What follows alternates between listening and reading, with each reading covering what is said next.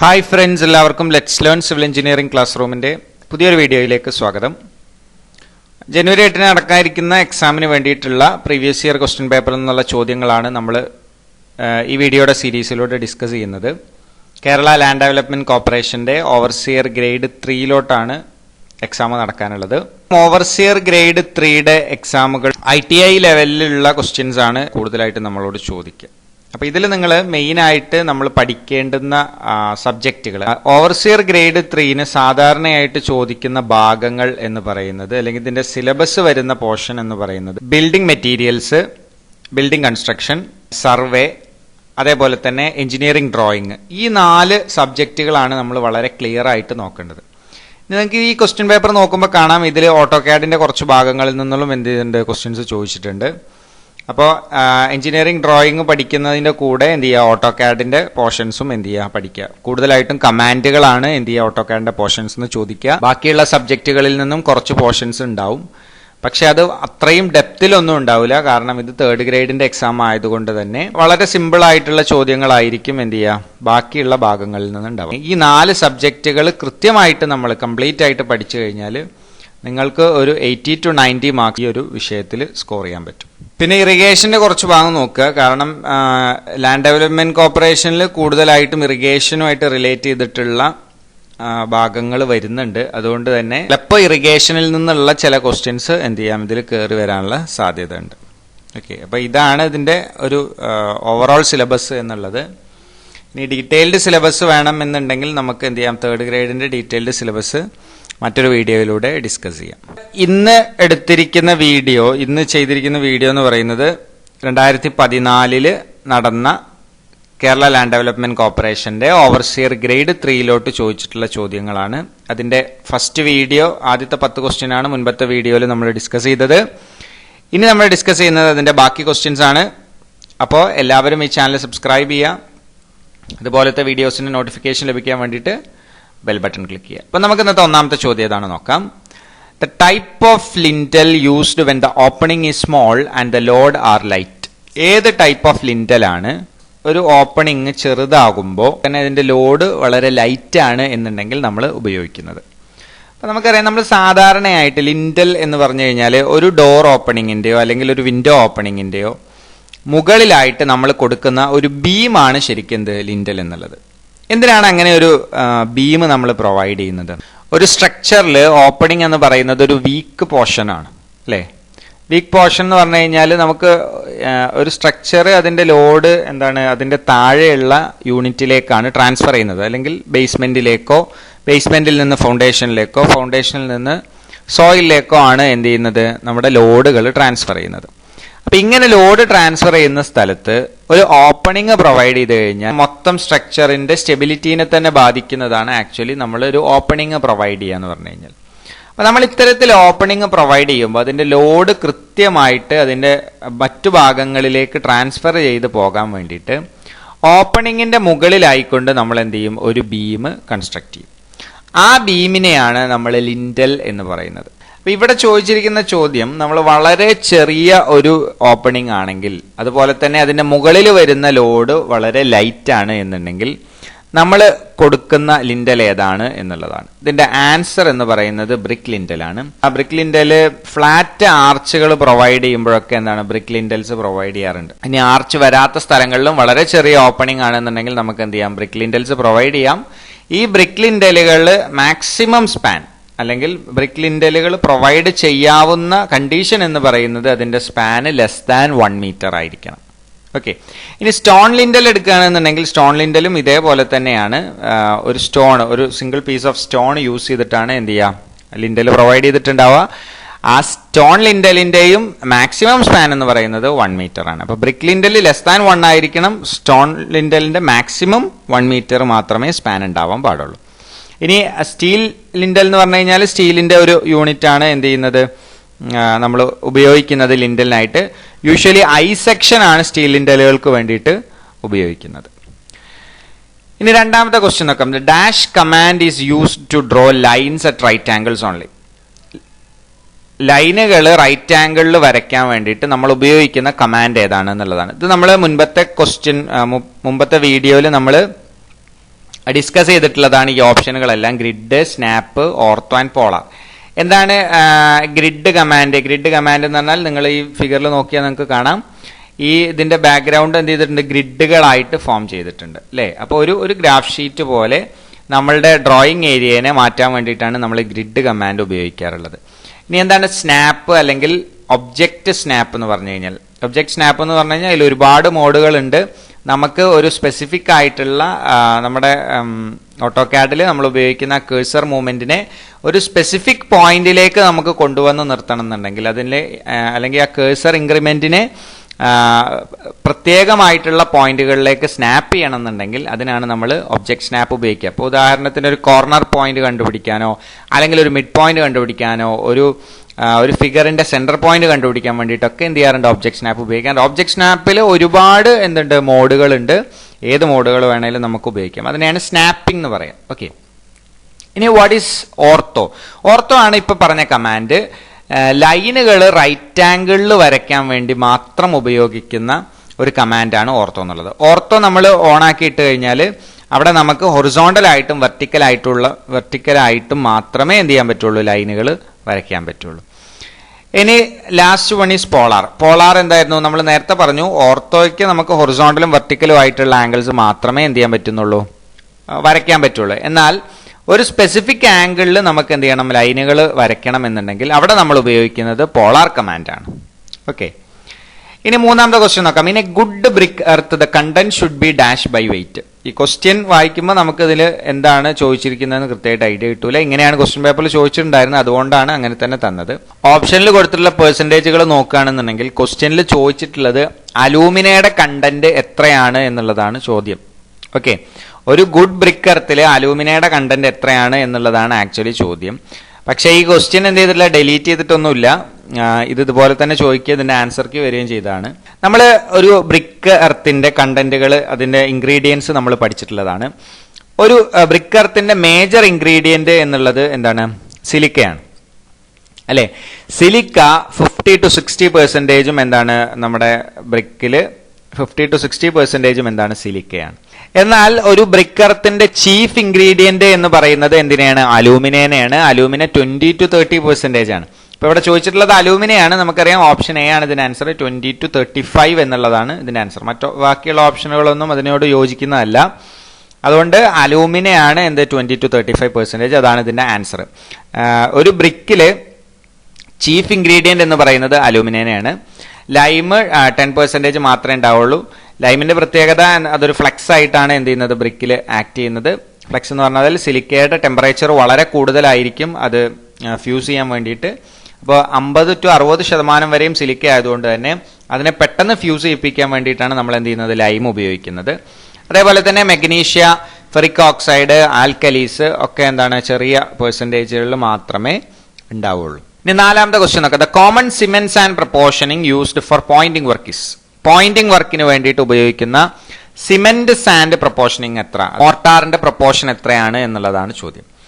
എന്താണ് പോയിന്റിംഗ് എന്ന് പറഞ്ഞു കഴിഞ്ഞാൽ? പോയിന്റിംഗ് വെച്ച് കഴിഞ്ഞാൽ നമ്മളുടെ ഒരു മെയ്സണറി വർക്കിലുള്ള ജോയിന്റുകളെ ഫില്ല് ചെയ്യാൻ വേണ്ടിയിട്ട്, ജോയിന്റുകളെ എന്താണ് വെതറിംഗ് ആക്ഷനിൽ നിന്ന് അല്ലെങ്കിൽ അതിന്റെ അപ്പിയറൻസ് ഇൻക്രീസ് ചെയ്യാൻ വേണ്ടിയിട്ട് ആ ജോയിന്റുകൾ മോർട്ടാർ ഉപയോഗിച്ചുകൊണ്ട് സീൽ ചെയ്യുന്ന പ്രോസസ്സിനെയാണ് നമ്മൾ പോയിന്റിംഗ് എന്ന് പറയാം.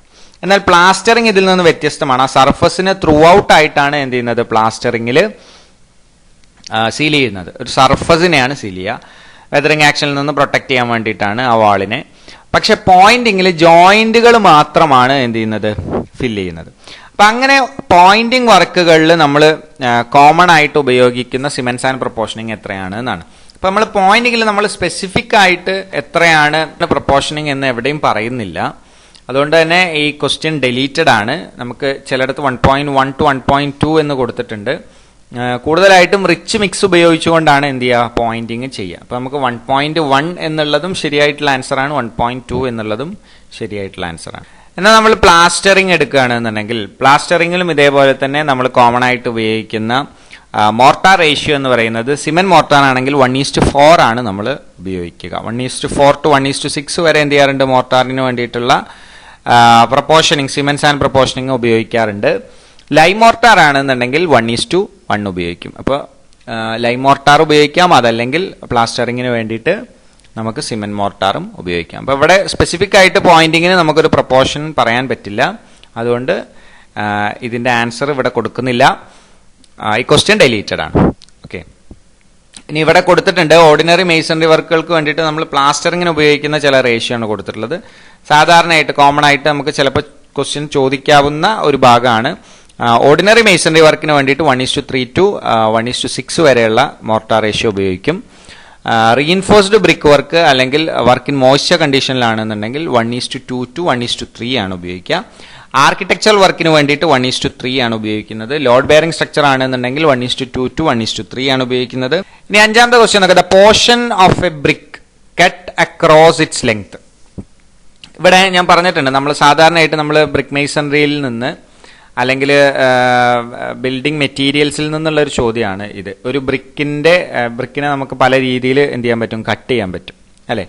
അപ്പൊ ഇവിടെ ചോദിച്ചിട്ടുള്ളത് ഒരു ബ്രിക്കിനെ നമ്മൾ എന്ത് ചെയ്യാണ്, അതിന്റെ ലെങ്ത്തിന് അക്രോസ് ആയിട്ട് കട്ട് ചെയ്യുകയാണെന്നുണ്ടെങ്കിൽ, പെട്ടെന്ന് നമ്മൾ ഈ ക്വസ്റ്റ്യൻ വായിക്കുമ്പോൾ ലെങ്ത്തിൽ കട്ട് ചെയ്യുക എന്ന് പറഞ്ഞു കഴിഞ്ഞാൽ ക്യൂൻ ക്ലോസർ എന്ന് പലരും എഴുതി വെക്കും, അല്ലെങ്കിൽ ക്ലോസർ എന്ന് എഴുതി വെക്കും. പക്ഷെ ഈ ആൻസർ എന്താണ്, അങ്ങനെ എഴുതി വെച്ചാൽ അല്ലെങ്കിൽ അങ്ങനെ മനസ്സിലാക്കിയാൽ അത് തെറ്റാണ്. നമ്മൾ എപ്പോഴും ക്വസ്റ്റ്യൻ ശരിക്കും വായിക്കുക. ഇവിടെ ഒരു ബ്രിക്കിനെ ലെങ്ത്തിന് അക്രോസ് ആയിട്ടാണ് കട്ട് ചെയ്യുന്നത്. ലെങ്ത് എങ്ങനെയാണോ അതിന് പെർപെൻഡിക്കുലർ ആയിട്ടാണ് എന്ത് ചെയ്യുന്നത്, കട്ട് ചെയ്യുന്നത്. ലെങ്ത്തിന് പെർപെൻഡിക്കുലർ ആയിട്ട് കട്ട് ചെയ്യുന്നതിനെ നമ്മൾ ബാറ്റ് അല്ലെങ്കിൽ ബ്രിക്ക് ബാറ്റ് എന്നാണ് പറയുക. അപ്പൊ ഇവിടെ നിങ്ങൾക്ക് കാണാം, ഇവിടെ ഫസ്റ്റ് ഫിഗർ ഒരു ഫുൾ ബ്രിക്കാണ് കാണിച്ചിട്ടുള്ളത്. അതിന്റെ തൊട്ടടുത്ത് ഇത് എന്താണ്, ഫുൾ ലെങ്ത് ആണ് അല്ലെ. ഒരു ബ്രിക്ക് എടുക്കുമ്പോൾ അതിന് ലെങ്ത് ഉണ്ടാവും, വിഡ്ത്ത് ഉണ്ടാവും, അതേപോലെ തന്നെ അതിന് തിക്നെസ് ഉണ്ടാവും അല്ലെങ്കിൽ ഹൈറ്റ് ഉണ്ടാവും. അതിന്റെ ലെങ്ത്തിന് അക്രോസ് ആയിട്ട് കട്ട് ചെയ്യുകയാണെന്നുണ്ടെങ്കിൽ അതിനെ ബാറ്റ് എന്ന് പറയാം. ബാറ്റുകൾ ലെങ്ത്തിന് അക്രോസ് എന്ന് പറഞ്ഞാൽ സെൻട്രൽ കട്ട് ചെയ്യുകയാണെന്നുണ്ടെങ്കിൽ ഹാഫ് ബാറ്റ് എന്ന് പറയും. 3/4 കട്ട് ചെയ്യുകയാണെങ്കിൽ അതിന് 3/4 ബാറ്റ് എന്ന് പറയും. ഓക്കെ, ഇനി ബെവൽഡ് ബാറ്റുകൾ ഉണ്ട്, അതും എന്താണ് ലെങ്ത്തിന് അക്രോസ് ആയിട്ട് തന്നെയാണ് കട്ട് ചെയ്യുന്നത്, പക്ഷേ എന്താണ് സ്പ്ലേ ആയിട്ടാണ് കട്ട് ചെയ്യുന്നത് എന്ന് മാത്രം. ഇനി എന്താണ് ഈ ക്യൂൻ ക്ലോസർ? ക്യൂൻ ക്ലോസർ എന്ന് പറഞ്ഞു കഴിഞ്ഞാൽ ഒരു ബ്രിക്കിനെ ലെങ്ത് വൈസിൽ തന്നെ കട്ട് ചെയ്യുകയാണെന്നുണ്ടെങ്കിൽ അതിനെ നമ്മൾ ക്യൂൻ ക്ലോസർ എന്ന് പറയാം. അല്ലെങ്കിൽ നമുക്ക് പറയാം വിഡ്ത്തിന് അക്രോസ് ആയിട്ടാണ് ഇത് കട്ട് ചെയ്യുന്നത് അല്ലെ. ലെങ്ത്തിന് അക്രോസ് ആയിട്ടല്ല, വിഡ്ത്തിന് അക്രോസ് ആയിട്ട് കട്ട് ചെയ്യുകയാണെന്നുണ്ടെങ്കിൽ അതിനെ നമുക്ക് ക്യൂൻ ക്ലോസർ എന്ന് പറയാം. കൃത്യം സെന്ററിലൂടെയാണ് എന്ത് ചെയ്യുക, ക്യൂൻ ക്ലോസർ കട്ട് ചെയ്യുക. ഓക്കെ, ഒരു ബ്രിക്കിന്റെ വിഡ്ത്തിന്റെ സെന്ററിലൂടെ കട്ട് ചെയ്യുകയാണെന്നുണ്ടെങ്കിൽ അത് ക്യൂൻ ക്ലോസർ ആണ്. ഇനി what is king closer? King closer എന്ന് പറഞ്ഞു കഴിഞ്ഞാൽ ഒരു ബ്രിക്കിന്റെ വിഡ്ത്തിൽ നിന്ന് സ്റ്റാർട്ട് ചെയ്ത് അതിന്റെ ലെങ്ത്തിന്റെ സെന്റർ വരെ എന്ത് ചെയ്യാണ്, സ്പ്ലേ ആയിട്ട് കട്ട് ചെയ്തെടുക്കുന്നതിനെയാണ് നമ്മൾ കിങ് ക്ലോസർ എന്ന് പറയുക. ഓക്കെ, ഒരു വിഡ്ത്തിന്റെ സെന്റർ മുതൽ ലെങ്ത്തിന്റെ സെന്റർ വരെ അതിനെയാണ് നമ്മൾ കിങ് ക്ലോസർ എന്ന് പറയാം. ഇനി what is bevelled closer? Bevelled closer എന്ന് പറഞ്ഞു കഴിഞ്ഞാൽ വിഡ്ത്തിന്റെ സെന്ററിൽ നിന്ന് സ്റ്റാർട്ട് ചെയ്ത് എന്ത് ചെയ്യും, ലെങ്ത്തിന്റെ എൻഡിലേക്കാണ് അല്ലെങ്കിൽ കോർണറിലേക്കാണ് കട്ട് ചെയ്തെടുക്കുന്നത്. അതും എന്താണ്, ഒരു ടൈപ്പ് ഓഫ് സ്പ്ലേ ബ്രിക്ക് ആണ്. അപ്പോൾ അതിനെയാണ് ബിവൽഡ് ക്ലോസർ എന്ന് പറയുക. ഇവിടെ ഫിഗറിൽ നിങ്ങൾക്ക് കാണാം ബിവൽഡ് ക്ലോസർ.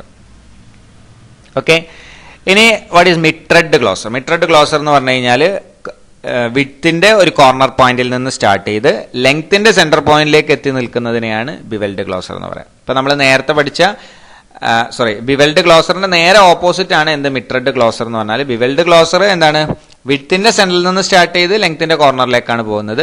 എന്നാൽ മിട്രഡ് ക്ലോസർ വിഡ്ത്തിന്റെ കോർണറിൽ നിന്ന് സ്റ്റാർട്ട് ചെയ്ത് ലെങ്ത്തിന്റെ സെന്ററിലേക്കാണ് പോകുന്നത്. അതിനെയാണ് നമ്മൾ മിട്രഡ് ക്ലോസർ എന്ന് പറയുന്നത്. ഓക്കെ, ഇനി ആറാമത്തെ ക്വസ്റ്റ്യൻ നോക്കാം. Name the foundation where the bearing capacity is very low and simple spread foundation is not economical. ഏത് ഫൗണ്ടേഷൻ ആണ് നമ്മൾ ഒരു സ്ഥലത്തുള്ള ബെയറിംഗ് കപ്പാസിറ്റി വളരെ കുറവാണ് എന്നുണ്ടെങ്കിൽ, അല്ലെങ്കിൽ സിമ്പിൾ സ്പ്രെഡ് ഫൂട്ടിങ് എക്കണോമിക്കൽ അല്ലാത്ത സ്ഥലങ്ങളിൽ നമ്മൾ കൊടുക്കുക എന്നുള്ളതാണ് ചോദ്യം. നമുക്കറിയാം, നമ്മൾ ഫൂട്ടിങ് പ്രൊവൈഡ് ചെയ്യുന്നത് അല്ലെങ്കിൽ ഇത്തരത്തിലുള്ള ഫൗണ്ടേഷനുകൾ നമ്മൾ പ്രൊവൈഡ് ചെയ്യുന്നത് നമ്മളുടെ മുകളിൽ വരുന്ന ഓവർലാപ്പ് ചെയ്ത് വരുന്ന ലോഡുകളെ സേഫായിട്ട് സോയിലിലേക്ക് ഡിസ്ട്രിബ്യൂട്ട് ചെയ്യാൻ വേണ്ടിയിട്ടാണ് നമ്മൾ ഫൗണ്ടേഷനുകൾ ഉപയോഗിക്കുന്നത്. അപ്പോൾ പല ടൈപ്പ് ഓഫ് ഫൗണ്ടേഷനുകൾ ഉണ്ട്. സാധാരണയായിട്ട് നമ്മൾ കോളത്തിന് വേണ്ടിയിട്ട് ഉപയോഗിക്കുന്ന കോളം ഫൗണ്ടേഷനുകളുണ്ട്. ഇതിനെ നമ്മൾ സ്പ്രെഡ് ഫൂട്ടിംഗ് എന്നാണ് പറയുക. അതായത് ഒരു ഫൂട്ടിങ് എന്ത് ചെയ്യും, എല്ലാ ഭാഗത്തേക്കും, അതായത് ഒരു കോളം എടുക്കുകയാണെങ്കിൽ ആ കോളത്തിന്റെ ലോവർ പോർഷൻ, ബോട്ടം പോർഷൻ എന്ത് ചെയ്യും, സ്പ്രെഡ് ചെയ്തിട്ടാണ് ഇരിക്കുക. ആ സ്പ്രെഡ് ഫൂട്ടിങ് തന്നെ പല ടൈപ്പ് ഉണ്ട്. സ്ലോപ്പ്ഡ് ഫൂട്ടിംഗ് ഉണ്ട്, സ്റ്റെപ്പ്ഡ് ഫൂട്ടിംഗ് ഉണ്ട്. അങ്ങനെയൊക്കെ എന്ത് ചെയ്യാറുണ്ട്, നമ്മൾ ഫൂട്ടിങ് പ്രൊവൈഡ് ചെയ്യാറുണ്ട്. അപ്പൊ ഇവിടെ ചോദിച്ചിട്ടുള്ള ചോദ്യം, ഒരു സ്ഥലത്ത് ബെയറിംഗ് കപ്പാസിറ്റി വളരെ കുറവാണ് എന്നുണ്ടെങ്കിൽ അവിടെ നമ്മൾ പ്രൊവൈഡ് ചെയ്യുന്ന ഫൗണ്ടേഷൻ ഏതാണ് എന്നുള്ളതാണ്. ഒരു ലാൻഡ് ഏരിയയുടെ ബെയറിംഗ് കപ്പാസിറ്റി മുഴുവനായിട്ടും കുറവാണ് എന്നുണ്ടെങ്കിൽ നമ്മൾ അവിടെ പ്രൊവൈഡ് ചെയ്യുന്ന ഫൗണ്ടേഷൻ എന്ന് പറയുന്നത് മാറ്റ് ഫൗണ്ടേഷൻ ആണ്.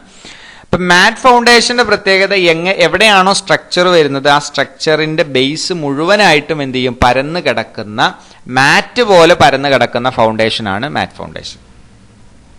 ഓക്കെ, അവിടെ പ്രത്യേകം എടുത്തു പറഞ്ഞിട്ടുണ്ട് സ്പ്രെഡ് ഫൂട്ടിങ് എക്കണോമിക്കൽ അല്ല എന്ന് പറഞ്ഞുകൊണ്ട് തന്നെ സ്റ്റെപ്പ്ഡ് ഫൂട്ടിങ് ഒരിക്കലും വരില്ല. സ്റ്റെപ്പ്ഡ് ഫൂട്ടിങ് എന്താണ്, ഒരു ടൈപ്പ് ഓഫ് സ്പ്രെഡ് ഫൂട്ടിങ് ആണ്. ഇനി വാട്ട് ഈസ് ഗ്രില്ലേജ് ഫൗണ്ടേഷൻ, നമ്മൾ മുമ്പ് എക്സ്പ്ലെയിൻ ചെയ്തിട്ടുള്ളതാണ് പല വീഡിയോയിലും. ഗ്രില്ലേജ് ഫൗണ്ടേഷൻ എന്ന് പറഞ്ഞു കഴിഞ്ഞാൽ ഇതിന്റെ ക്വസ്റ്റ്യൻ എങ്ങനെയാ ചോദിക്കാം, വളരെ ഹെവി ആയിട്ടുള്ള ലോഡ്, ബെയറിംഗ് കപ്പാസിറ്റി കുറവായിരിക്കും സോയിലിന്, എന്നാൽ വളരെ ഹെവി ആയിട്ടുള്ള ലോഡുകളെ താങ്ങാൻ വേണ്ടിയിട്ട് നമ്മൾ കൊടുക്കുന്ന ഫൗണ്ടേഷൻ ഏതാണെന്ന് ചോദിച്ചു കഴിഞ്ഞാൽ അത് ഗ്രില്ലേജ് ഫൗണ്ടേഷൻ ആണ്.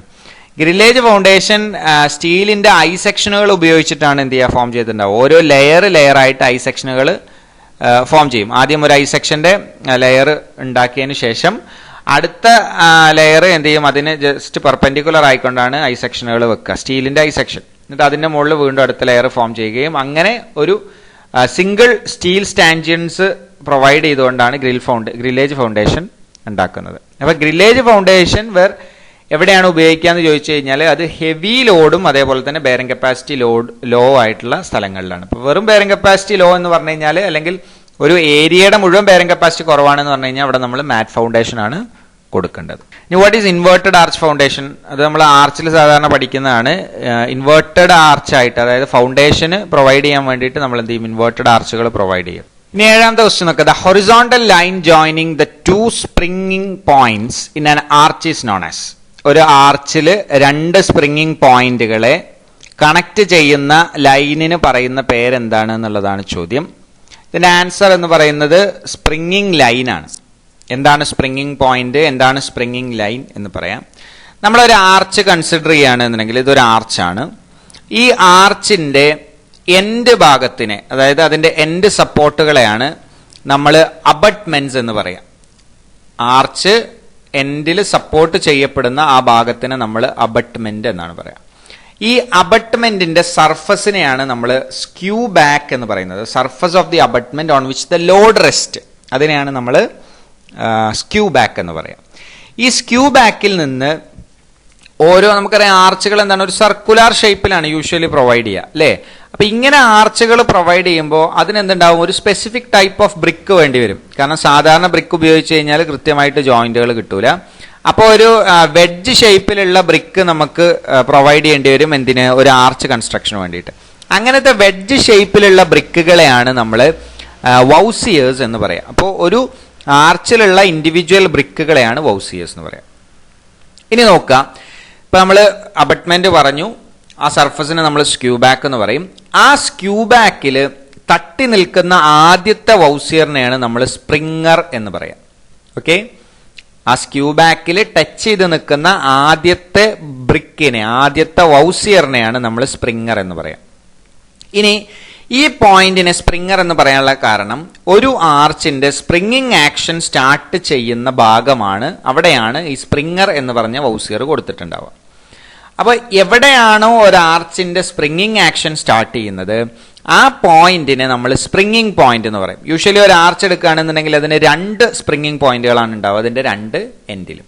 സോ ഈ രണ്ട് സ്പ്രിങ്ങിങ് പോയിന്റുകളും തമ്മിൽ കണക്ട് ചെയ്യുന്ന ലൈനിനെയാണ് സ്പ്രിങ്ങിങ് ലൈൻ എന്ന് പറയാം. So it is the horizontal line joining two springing points in an arch, അതിനെയാണ് സ്പ്രിങ്ങിങ് ലൈൻ എന്ന് പറയാം. ഇവിടെ നിങ്ങൾക്ക് കാണാം, ഈ ലൈനിനെ നമ്മൾ സ്പ്രിങ്ങിങ് ലൈൻ എന്ന് പറയും.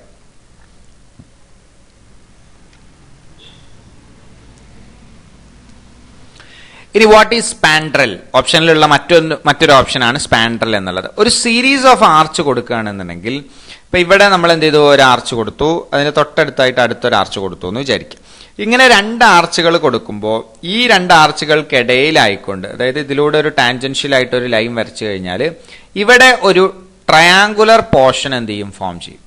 ഓക്കെ, ശരിക്കും ശ്രദ്ധിക്കുക, രണ്ട് ആർച്ചുകൾ ഉണ്ടെങ്കിൽ ഇവിടെ നമ്മൾ ടാൻജൻഷ്യൽ ആയിട്ട് ക്രൗണിലൂടെ കണക്ട് ചെയ്ത് പോകുന്ന ഒരു ടാൻജൻഷ്യൽ ലൈൻ വരച്ചിട്ടുണ്ടെങ്കിൽ ഇതിന്റെ ഈ സെന്ററിലായിക്കൊണ്ട് എന്ത് ചെയ്യും, ഒരു ട്രയാങ്കുലർ റീജിയൻ ഫോം ചെയ്യും. ആ ട്രയാങ്കുലർ റീജിയനെയാണ് നമ്മൾ സ്പാൻഡ്രൽ എന്ന് പറയുന്നത്. ഓക്കെ, ഇനി എട്ടാമത്തെ ക്വസ്റ്റ്യൻ നോക്കാം. The horizontal distance between the vertical joints of successive brick course.